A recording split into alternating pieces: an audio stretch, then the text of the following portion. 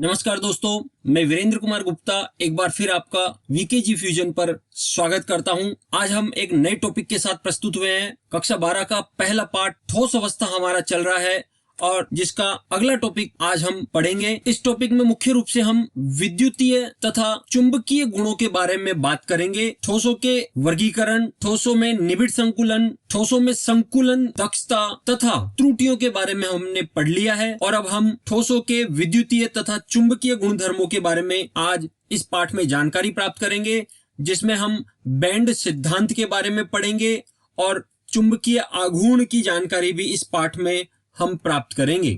लेकिन पाठ शुरू करने से पहले आप सबसे निवेदन है कि आप इस चैनल को, इस टॉपिक को जरूर लाइक करें। यदि पसंद नहीं आ रहा है तो डिसलाइक भी आप कर सकते हैं, लेकिन आप सबसे एक निवेदन है कि मैं जो भी टॉपिक तैयार कर रहा हूं उनमें एनिमेशन का प्रयोग ज्यादा से ज्यादा करने की कोशिश कर रहा हूं, जिससे बच्चों को अच्छे तरीके से हर कंसेप्ट समझने में आ जाए। देखो, बोर्ड पर पढ़ाना थोड़ा आसान काम है, लेकिन एनिमेशन तैयार करके पढ़ाना थोड़ा सा मुश्किल कार्य है। इसीलिए मेरे टॉपिक आने में 3 से 4 दिन का टाइम लग जाता है। अतः आप लोग मुझे सहयोग करते रहें और मुझे प्रेरित करते रहें, ताकि मैं नए नए टॉपिक आप लोगों के लिए एनिमेशन के साथ आसानी से समझने लायक टॉपिक आपके सामने प्रस्तुत कर सकूं। और चैनल को सब्सक्राइब जरूर करें और सब्सक्राइब करने के बाद एक घंटी आपके सामने प्रस्तुत होगी, जिसको आपको बजाना है ताकि मेरे आने वाले सभी वीडियोस आपको मिलते रहे। चलिए शुरू करते हैं।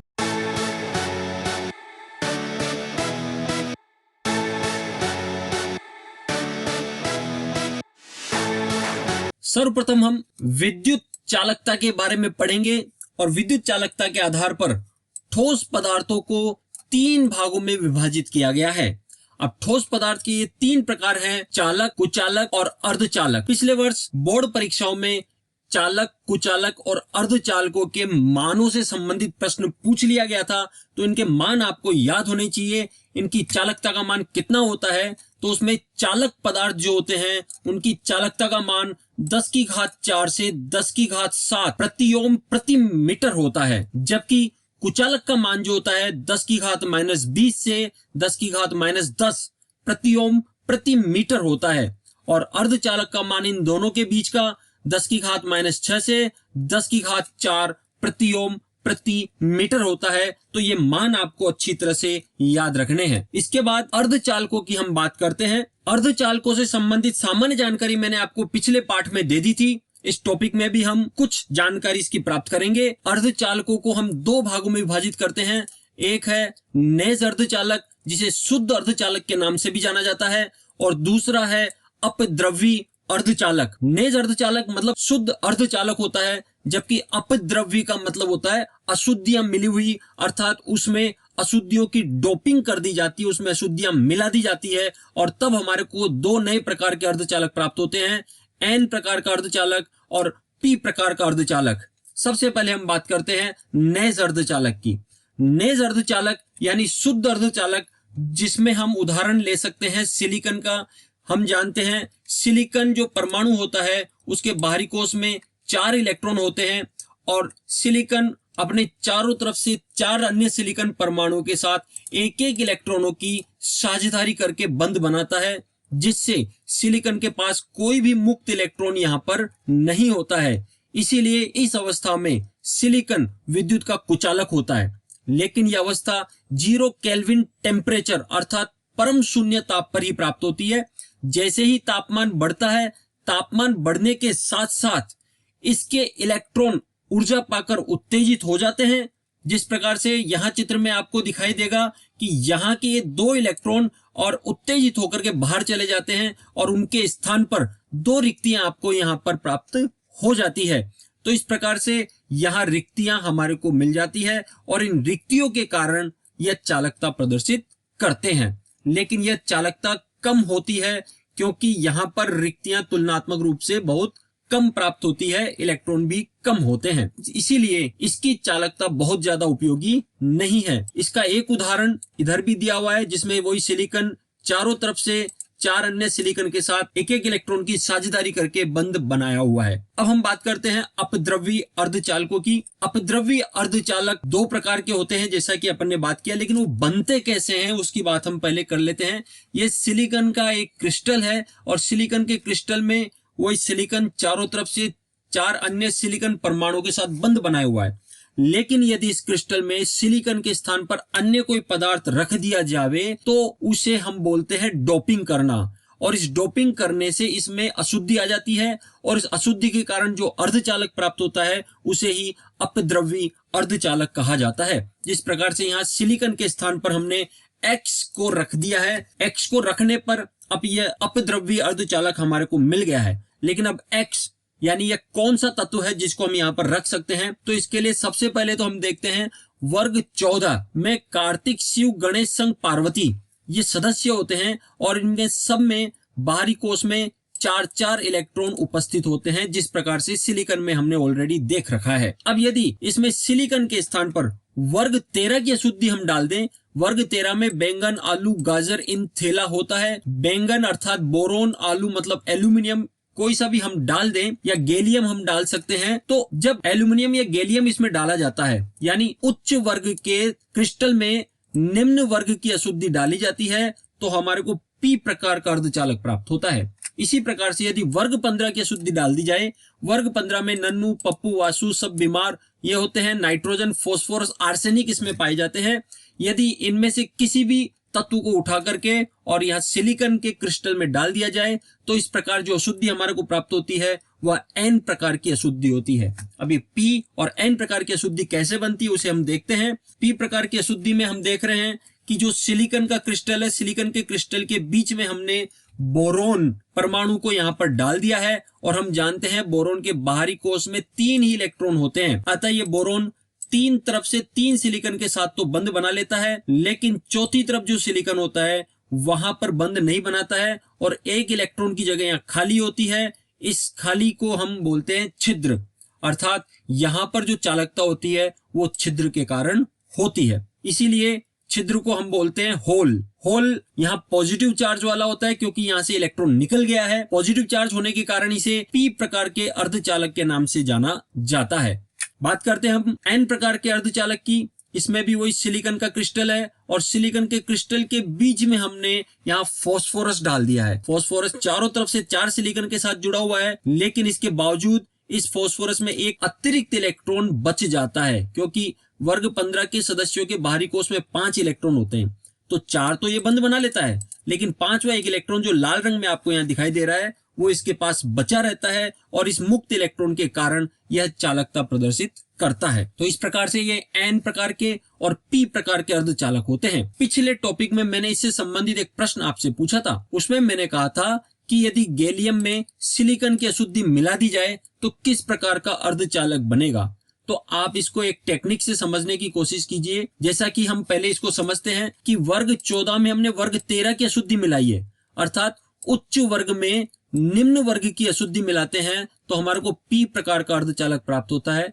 इसी प्रकार से यदि किसी समूह में उच्च वर्ग की अशुद्धि मिलाई जाती है यानी 14 में 15 की अशुद्धि मिलाई जाएगी तो हमारे को एन प्रकार का अर्धचालक प्राप्त होगा। तो इस प्रकार से यदि गैलियम में सिलिकॉन की अशुद्धि मिलाएंगे अर्थात निम्न में उच्च की अशुद्धि मिलाएंगे तो हमारे को एन प्रकार का अर्धचालक, और इसी प्रकार से यदि फास्फोरस में सिलिकॉन की अशुद्धि मिलाई जाए अर्थात उच्च में निम्न की अशुद्धि मिला रहे हैं अपन तो वहां पर हमारे को पी प्रकार का अर्धचालक प्राप्त होगा। अतः आपको इसमें किसी भी प्रकार का कंफ्यूजन नहीं होना चाहिए। आगे चलते हैं। नेज अर्धचालक और अपद्रव्य अर्धचालकों में थोड़ा अंतर हम समझने की कोशिश करते हैं। तो इसमें सबसे पहला अंतर है कि नेज अर्धचालकों में तो चालकता कम होती है जबकि अपद्रव्य अर्धचालकों की चालकता ज्यादा होती है, क्योंकि यहाँ पर इलेक्ट्रॉनों के साथ साथ जो अपद्रव्य पर मिलाते हैं, अशुद्धि मिलाते हैं, उसके कारण भी चालकता बढ़ जाती है। दूसरा अंतर हम देखें तो नेज अर्धचालक जो होते हैं वो शुद्ध अर्धचालक होते हैं, जबकि अपद्रव्य अर्धचालक 2 प्रकार के, एक तो त्रिसंयोजी और एक पंच संयोजी तत्वों की डोपिंग करके बनाए जाते हैं। इसके अलावा नेज अर्धचालक एक ही प्रकार का होता है जबकि अपद्रव्य अर्धचालक एन तथा पी 2 प्रकार के होते हैं। नेज अर्धचालक का उपयोग तुलनात्मक रूप से कम होता है जबकि अपद्रव्य अर्धचालक ज्यादा उपयोगी होते हैं और इलेक्ट्रॉन तथा छिद्र का अनुपात नेज अर्धचालक में समान होता है। जितने इलेक्ट्रॉन निकलते हैं उतने ही छिद्र वहां पर तैयार होते हैं। लेकिन अपद्रव्य अर्धचालकों में इलेक्ट्रॉन और छिद्र का अनुपात समान नहीं होता है। चालकता ताप पर निर्भर करती है नेज अर्धचालकों, क्योंकि जितना ज्यादा ताप मिलेगा इलेक्ट्रॉन उत्तेजित होंगे और चालकता बढ़ेगी। लेकिन अपद्रव्य अर्धचालकों में चालकता ताप के साथ साथ हमने कितनी मात्रा में अशुद्धि मिलाई है उस पर भी निर्भर करता है। अब हम अर्धचालकों के अनुप्रयोग पढ़ते हैं। अर्धचालक कहाँ कहाँ प्रयोग आते हैं हमारे दैनिक जीवन में और इनके क्या महत्व है, उनके बारे में हम देखते हैं। सबसे पहले अर्धचालकों के उपयोग डिजिटल कैमरा, टेलीविजन और डिजिटल कंप्यूटर में उपयोग आते हैं। इसके अलावा वर्ग 13 और वर्ग 15 के सदस्यों को मिलाकर भी हम इस प्रकार के अर्धचालकों का निर्माण कर सकते हैं, क्योंकि 13 और 15 मिलकर वही उदासीन हो जाते हैं। औसत संयोजकता वर्ग 14 के समान उनमें प्राप्त हो जाती है। इसी प्रकार से वर्ग 12 और वर्ग 16 को मिलाकर भी हम अर्धचालकों का निर्माण करते हैं, जिसमें भी औसत संयोजकता 4 हो जाती है, क्योंकि वर्ग 12 में 2 इलेक्ट्रॉन है, वर्ग 16 में 6 इलेक्ट्रॉन है, 6 और 2 8 हो जाते हैं। अतः दोनों के एवरेज 4 संयोजकता यहाँ पर हमारे को प्राप्त हो जाती है। इसमें सबसे महत्वपूर्ण उदाहरण है गैलियम आर्सेनाइड का, GaAs। गैलियम आर्सेनाइड जो है वह अर्धचालक है तथा इसका उपयोग त्वरित प्रतिसंवेदी के रूप में मुख्यतः किया जाता है। इसके अलावा ट्रांजिस्टर बनाने में अर्धचालकों का प्रयोग होता है। ट्रांजिस्टर में क्या होता है, जिस प्रकार से हम सैंडविच बनाते हैं, सैंडविच में आलू का भुर्ता होता है और ऊपर और नीचे दोनों तरफ से ब्रेड से ढक दिया जाता है, उसी प्रकार से ट्रांजिस्टर का निर्माण होता है। इसमें ये पी प्रकार का अर्धचालक है और इस पी प्रकार के अर्धचालक के ऊपर और नीचे एन प्रकार के अर्धचालक आ जाते हैं। तो इस प्रकार से यहाँ सैंडविच यौगिक प्राप्त होता है, जिसे ट्रांजिस्टर कहा जाता है। ट्रांजिस्टर 2 प्रकार के होते हैं, NPN प्रकार के और PNP प्रकार के ट्रांजिस्टर होते हैं, जिनका उपयोग मुख्यतः रेडियो में ध्वनि संयंत्रों में किया जाता है। NP संधि, N और P यानी N प्रकार के P प्रकार के अर्धचालकों को मिला करके संधि बनाई जाती है और संधि का उपयोग डायोड में होता है। और सौर सेल जो होता है, जो प्रकाश ऊर्जा को विद्युत ऊर्जा में बदल देता है, वो भी एक प्रकार का डायोड ही होता है। इसके अलावा कुछ धात्विक ऑक्साइड है जिनके गुणधर्म धातुओं के समान होते हैं, जैसे टाइटेनियम ऑक्साइड है, CrO2 है, ReO3 है। ये इस प्रकार के धात्विक ऑक्साइड है जिनके गुणधर्म धातुओं के समान ही होते हैं। जैसे ReO3 के गुणधर्म कॉपर धातु से बहुत ही ज्यादा मिलते जुलते होते हैं। इसी प्रकार से वेनेडियम ऑक्साइड, वेनेडियम डाइऑक्साइड और वेनेडियम ट्राइऑक्साइड, इनके धात्विक गुण ताप पर निर्भर करते हैं, अर्थात ताप परिवर्तित करने पर इनके धात्विक गुणों में भी परिवर्तन आ जाता है। तो यह अर्धचालकों के सामान्य अनुप्रयोग है। अब हम बात करते हैं बैंड सिद्धांत की। बैंड सिद्धांत के द्वारा हम चालक, अर्धचालक और कुचालकों को समझने की कोशिश करेंगे। तो सबसे पहले हम बात करते हैं चालकों की। चालकों में हम उदाहरण लेते हैं लिथियम का। अब ध्यान से आप समझना है, यहाँ पर लिथियम का सूत्र है 1s2 और 2s1, यानी पहला कोष तो पूर्ण भरा हुआ है और दूसरा कोष इसका आधा भरा हुआ है। जब पहला कोष पूर्ण भरा हुआ है, लिथियम का जो क्रिस्टल होता है उसमें बहुत सारे लिथियम के परमाणु होते हैं और सभी लिथियम के परमाणु के 1s कोष पूर्ण रूप से भरे हुए हैं। तो सारे के सारे 1s कोष पास पास व्यवस्थित हो जाते हैं और इस प्रकार व्यवस्थित होकर के और एक बैंड का निर्माण कर लेते हैं। इसी प्रकार से 2s कक्षक जो होते हैं वो भी पास व्यवस्थित हो जाते हैं और वो भी एक बैंड का निर्माण कर लेते हैं। लेकिन 1s कक्षक पूर्ण रूप से भरा हुआ रहता है, इसीलिए इसको पूर्ण पूरित बैंड कहा जाता है। जबकि 2s कक्षक में अधिकतम 2 इलेक्ट्रॉन आ सकते हैं, लेकिन इसमें एक ही इलेक्ट्रॉन है, अतः यह बैंड आधा इलेक्ट्रॉनों से भरा हुआ रहता है और आधा ये खाली रहता है। इसीलिए इसे अर्धपूरित बैंड के नाम से भी जाना जाता है। लेकिन अब आप एक और बात ध्यान में रख लीजिए कि जिस किसी भी कक्षक में अंतिम इलेक्ट्रॉन भरा जाता है, अंतिम इलेक्ट्रॉन जिसमें आएगा उसको हम बोलते हैं संयोजकता बैंड। तो यहाँ पर ये जो अर्धपूरित बैंड है, ये इसका संयोजकता बैंड भी कहलाएगा। साथ ही साथ जिस बैंड के कारण चालकता प्रदर्शित होती है उसे चालक बैंड कहते हैं।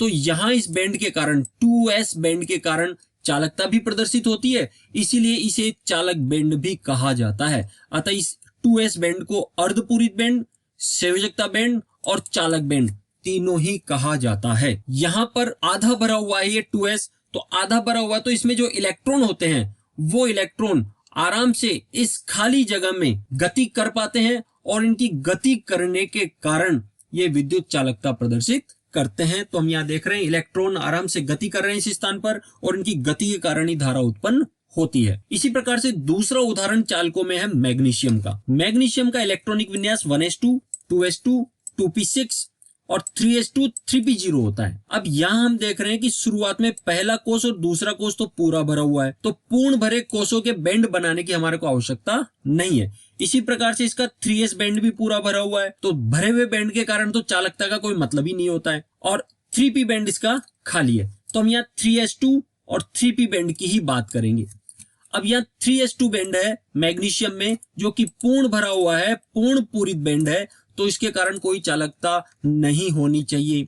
लेकिन जो 3p बैंड है वो 3p बैंड खाली होता है। लेकिन आप एक चीज समझ लीजिए कि 3s और 3p की ऊर्जाओं में बहुत ज्यादा अंतर नहीं होता है, इनकी ऊर्जाएं लगभग समान होती है, इसलिए दोनों बैंड बिल्कुल पास पास व्यवस्थित होते हैं, अर्थात लगभग एक दूसरे से अति व्यापित हो जाते हैं। और इस अति व्यापन के कारण क्या होता है, 3s के इलेक्ट्रॉन आराम से कमरे के ताप पर ही जंप लगा करके और रिक्त 3p कक्षक में चले जाते हैं, जिसके कारण से इनमें गति होती है और गति होने के कारण ये चालकता प्रदर्शित करते हैं। तो मैग्नीशियम में ये जो रिक्त बैंड है, ये रिक्त बैंड इसका चालक बैंड कहलाएगा, जबकि इसका संयोजकता बैंड, ये पूर्ण पूरित बैंड जो है वो संयोजकता बैंड होगा, क्योंकि अंतिम इलेक्ट्रॉन तो इसी के अंदर ही भरा हुआ है। लेकिन चालकता इस खाली बैंड के कारण है, इसीलिए खाली बैंड अर्थात 3p बैंड इसका चालक बैंड कहलाएगा।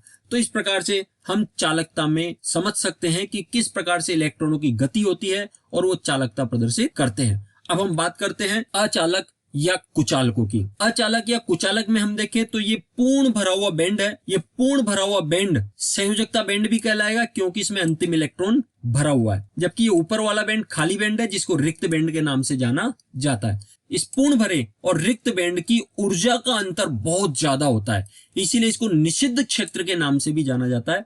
इतनी अधिक ऊर्जा हम सामान्य रूप से इलेक्ट्रॉनों को दे नहीं पाते हैं और इलेक्ट्रॉन इन खाली बैंडों तक पहुंच नहीं पाते हैं। यदि ये खाली बैंडों में पहुंच जाए तो इनमें चालकता प्रदर्शित हो जाए, लेकिन कितनी ऊर्जा दे लें, इलेक्ट्रॉन यहीं पर ही घूमते रहते हैं और खाली बैंड तक नहीं पहुंच पाते हैं, इसीलिए विद्युत के कुचालक होते हैं।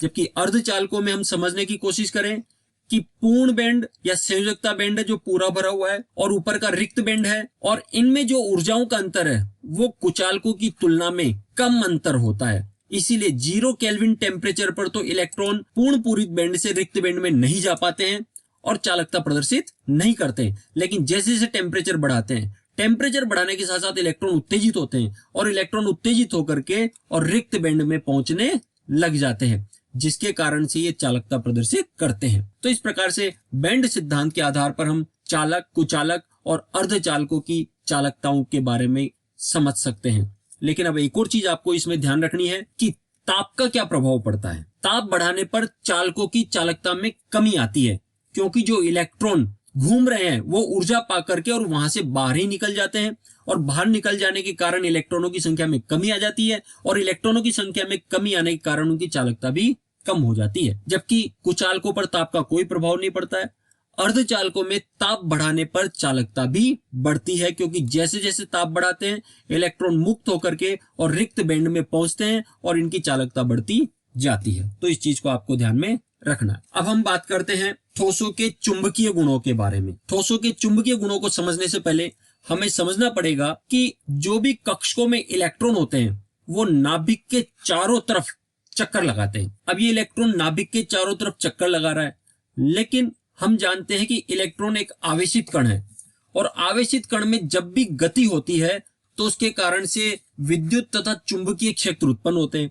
तो यहाँ पर चुंबकीय क्षेत्र भी उत्पन्न होता है, और वो चुंबकीय क्षेत्र को हम चुंबकीय आघूर्ण के रूप में जानते हैं। इलेक्ट्रॉन यदि इस दिशा में घूम रहा है तो चुंबकीय आघूर्ण की दिशा ऊपर की तरफ होगी। यदि इलेक्ट्रॉन मान लीजिए विपरीत दिशा में घूमेगा तो चुंबकीय आघूर्ण की दिशा विपरीत दिशा में हो जाएगी। तो यहाँ पर इलेक्ट्रॉन घूम रहा है, लेकिन हम जानते हैं इलेक्ट्रॉन जब नाभिक के चारों तरफ घूमता है तो उसे कक्षीय गति कहते हैं, और कक्षीय गति के कारण यहाँ चुंबकीय आघूर्ण उत्पन्न हो रहा है।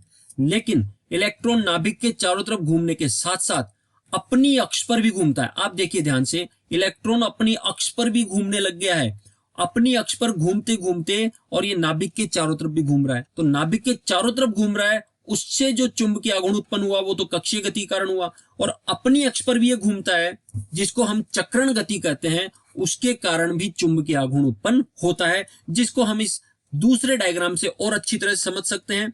यहां पर इलेक्ट्रॉन अपनी अक्ष पर ही लगातार चक्रण गति कर रहा है, और इस चक्रण गति के कारण भी चुंबकीय आघूर्ण उत्पन्न होता है जो कि ऊपर की दिशा में है। तो इस प्रकार से हम समझ सकते हैं कि कक्षीय गति और चक्रण गति दोनों के कारण चुंबकीय आघूर्ण उत्पन्न होते हैं, लेकिन कक्षीय गति के कारण चुंबकीय आघूर्ण प्रबल होते हैं और चक्रण गति के कारण उत्पन्न चुंबकीय आघूर्ण दुर्बल होते हैं। कक्षीय गति के कारण जो चुंबकीय आघूर्ण उत्पन्न होते हैं उससे यह चुंबक की तरफ आकर्षित होता है, जबकि इलेक्ट्रॉन की चक्रण गति के कारण जो चुंबकीय आघूर्ण उत्पन्न होता है उससे यह चुंबक से प्रतिकर्षित होता है। चुंबकीय आघूर्ण का जो मात्रक होता है वो बोर मैग्नेटॉन होता है, BM से इसको लिखा जाता है, बोर मैग्नेटॉन, जिसका मान 9.27 गुणा 10⁻⁻24 एम्पियर मीटर होता है। तो ये बोर मैग्नेटॉन की वैल्यू आपको ध्यान में रखनी है। चुंबकीय गुणों के आधार पर ठोस पदार्थों को 5 भागों में विभाजित किया जाता है। उन 5 भागों में अनुचुंबकीय, प्रतिचुंबकीय, लौह चुंबकीय, लघु लौह चुंबकीय और प्रतिलौह चुंबकीय ठोस होते हैं। इनमें सबसे पहले हम अनुचुंबकीय पदार्थों की बात करते हैं। अनुचुंबकीय पदार्थ वे होते हैं जो बाहरी चुंबक की तरफ आकर्षित होते हैं, और अनुचुंबकीय पदार्थों में हमेशा अयुग्मित इलेक्ट्रॉन पाए जाते हैं। जिस प्रकार से यहाँ इलेक्ट्रॉनिक विन्यास आपको दिया हुआ है, एक तो युग्मित है जोड़ा, बाकी 2 अयुग्मित है, तो इन अयुग्मित इलेक्ट्रॉनों के कारण ही यह बाहरी चुंबक की तरफ आकर्षित होता है। इसके उदाहरण है oxygen O2, Cu2+, titanium oxide, copper oxide, Fe3+, Ti2O3 और CuO। ये सब अनुचुंबकीय पदार्थों के उदाहरण है। इन सब पदार्थों की विशेषता है कि इनमें एक ना एक अयुग्मित इलेक्ट्रॉन जरूर पाया जाता है। इलेक्ट्रॉन जब सारे के सारे युग्मित हो जाते हैं, ऐसे पदार्थों को हम प्रतिचुंबकीय पदार्थ कहते हैं, और ये प्रतिचुंबकीय पदार्थ बाहरी चुंबक से प्रतिकर्षित होते हैं। अब यहाँ ध्यान से समझने की कोशिश करना कि ये एक इलेक्ट्रॉन दक्षिणी ध्रुवण घूर्णक है और एक वामावर्त ध्रुवण घूर्णक, यानी एक दक्षिणावर्त घूम रहा है और एक वामावर्त घूम रहा है। दक्षिणावर्त घूमने के कारण जो चुंबकीय आघूर्ण उत्पन्न होगा वो वामावर्त घूमने के कारण उत्पन्न चुंबकीय आघूर्ण से कैंसिल हो जाता है, और कुल मिलाकर के यहाँ कक्षीय गति के कारण जो चुंबकीय आघूर्ण होता है वो शून्य हो जाता है, और इसीलिए ये प्रतिचुंबकीय पदार्थ कहलाते हैं। लेकिन अभी ध्यान से समझना, अभी इसकी चक्रण गति बाकी है।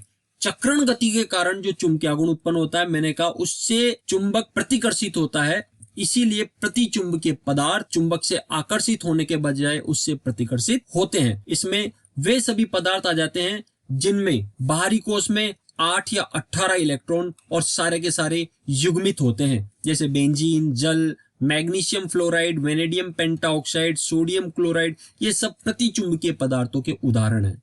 इसके अलावा 3 प्रकार के पदार्थ और है, लेकिन उनको समझने से पहले हमारे को एक शब्द समझना पड़ेगा, डोमेन। अब ये डोमेन क्या है? कोई भी ठोस पदार्थ होते हैं, विशेष रूप से ठोस अवस्था में लोह चुंबकीय पदार्थ के जो धातु आयन है, वो धातु आयन छोटे छोटे खंडों में समूहित हो जाते हैं, ग्रुप का निर्माण कर लेते हैं, और उन छोटे छोटे समूह को हम कहते हैं डोमेन। अर्थात ये पदार्थ में एक छोटे चुंबक की तरह व्यवहार करते हैं, और ऐसे बहुत सारे छोटे छोटे चुंबक अर्थात डोमेन ठोस पदार्थों में उपस्थित होते हैं। जिस प्रकार से यहाँ हम देख रहे हैं, ये अलग अलग प्रकार के डोमेन हैं जो अव्यवस्थित तरीके से जमे हुए हैं, और इनमें कोई निश्चित दिशा नहीं है। लेकिन जैसे ही इन्हें बाहरी चुंबक के संपर्क में लाया जाता है, बाहरी चुंबक के संपर्क में आते ही एक ये निश्चित दिशा में व्यवस्थित हो जाते हैं।